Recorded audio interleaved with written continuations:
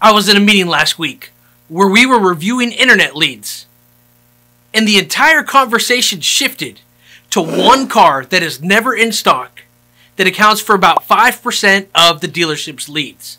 And everybody wanted to put all that attention on those 5% of customers that are never going to be able to buy anyways, at least not that vehicle.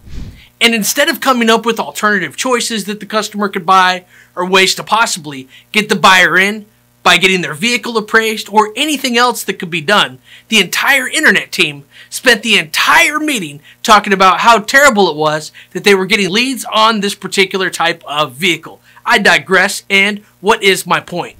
You want to quit focusing on things that you can't change.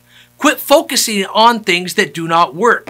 Instead of spending that time arguing about why you're getting leads on the vehicle from the factory, you should figure out what to do when you actually get these opportunities. Try and make something out of it. And if you truly can't make anything out of it, don't turn an entire meeting into a gripe session. How many times have you focused on that what if scenario?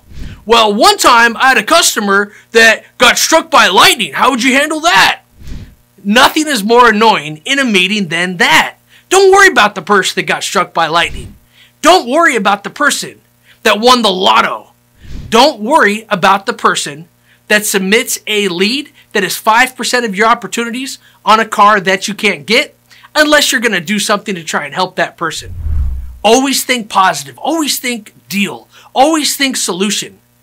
And when you stop worrying about these what if scenarios and just let it go, it feels so much better working internet leads.